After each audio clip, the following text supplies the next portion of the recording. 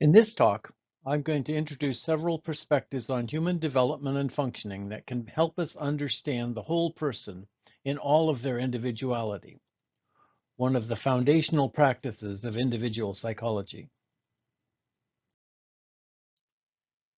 Intersectionality is an analytical framework for understanding how aspects of a person's social and political identities combine to create different modes of oppression, discrimination, and privilege. The term was conceptualized and coined by Kimberly Crenshaw, an American lawyer, civil rights advocate, and scholar. Intersectionality is a way of looking at the world that recognizes that people's experiences are shaped by a combination of social factors, including their gender, racialization, and age, to name just a few.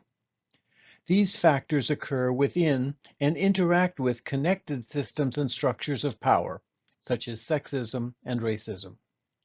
The salient factors of identity are unique for each person, and the social forces are experienced by each of us in unique ways.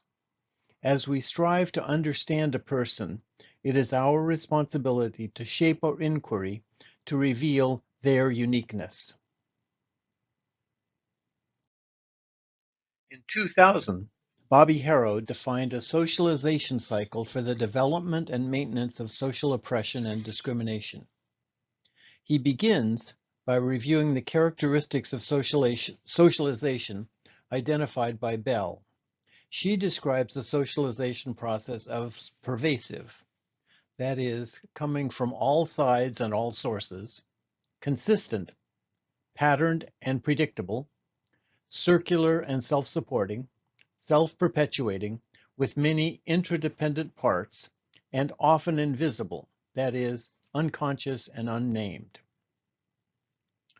For Harrow, the core of this socialization cycle is fear, ignorance, confusion, and insecurity, which to me is remarkably like the individual psychology notion that inferiority feelings are those universal human feelings of incompleteness, smallness, weakness, ignorance, and dependency. Harrow begins by noting that the world we are born into, the blue circle in this diagram, is a world where the assumptions, rules, roles, and structures of oppression are already in place and functioning, based on history, habit, tradition, patterns of belief, prejudices, stereotypes, and myths. Dominant and privileged groups are defined, as are subordinate and targeted groups. Our socialization begins at birth. In individual psychology terms, we metabolize our circumstances and experiences, choosing some things to incorporate into our style of living and some things to ignore and let pass. We each decide on the components of our schema of apperception as we grow up, based on the way we are interpreting our experiences. Family constellation, family values, family atmosphere, neighborhood, socioeconomic status, society, and culture all present us with possible beliefs, and each of us chooses what we are going to make of these experiences, and then what we are going to do with them as we forge a style of living that moves us toward our fictional final goal, which we have also created for ourselves. Each person's history is unique, and it is our task as clinicians to understand the unique context and the unique decisions and interpretations of the person. We pursue this work with the understanding that our schema of apperception is impacting what we see and how we make sense of other people and of our experience.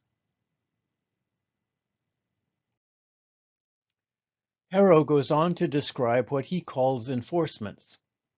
I think of these as maintenance movements, the social forces and factors that keep the oppression going, giving it a kind of momentum to continue moving in the same direction and to avoid change.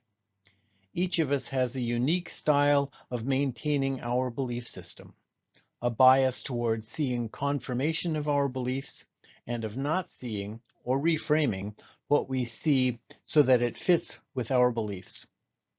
Harrow concludes his cycle with actions, pointing out the possibility of making a change or joining with others in our maintenance movements. He also spells out a cycle of liberation, but that's a topic for a different talk. Now I want to talk about a couple of specific socialization processes, exclusion and entitlement, to illustrate how they contribute to the learning and maintenance of oppression and discrimination.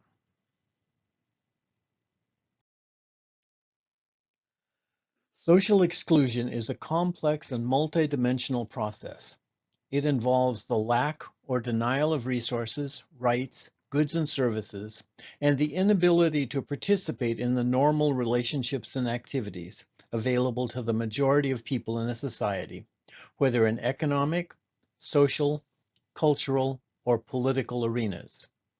It affects both the quality of life of individuals and the equity and cohesion of our society as a whole. When a person feels excluded, it is easy for them to attribute it to some failing or personal attribute, strengthening negative beliefs about the self, and a line of psychological movement below others. When a person excludes another or joins others in the excluding process, feelings of entitlement and privilege are generated, and this line of movement above others is likely to be repeated. In 2009, Silver pointed out how Adler's first professional publication, Health Manual for the Tailoring Trade, is consistent with the social exclusion analysis. Quote, work subordination, stress, insecurity, and shame all detract from well-being, while equal and respectful treatment, social support, and meaningful social activity contribute to physical and mental health. That's from page 326. This is very reminiscent of Adler's inferiority complex. The cognitive aspects of entitlement are exaggerated expectations, notions of the self as privileged and special, and inflated feelings of deservedness. Unmet expectations can often lead to feelings of disappointment and/or a perceived sense of injustice in the world. The resulting psychological distress easily leads to a defensive enhancement of entitled beliefs and further sense of entitlement. The detrimental effects of privilege and entitlement are why individual psychology sees pampering a child as a primary cause of neurosis. When we feel entitled and privileged, we are likely to continue to move on a vertical plane. The detrimental effects of privilege are dramatically illustrated in this TED Talk about what happens when people have wealth while playing the game of Monopoly. Systems theory provides a good conceptual foundation for understanding. Each of the levels is interrelated and interdependent. It is important to recognize the level we are thinking at and recognize that the next level up is the context for our focus level. For example, I think of inferiority feelings as an intrapsychic factor occurring within each of us, and horizontal or vertical psychological movement as occurring on the boundary between the individual and their interpersonal world.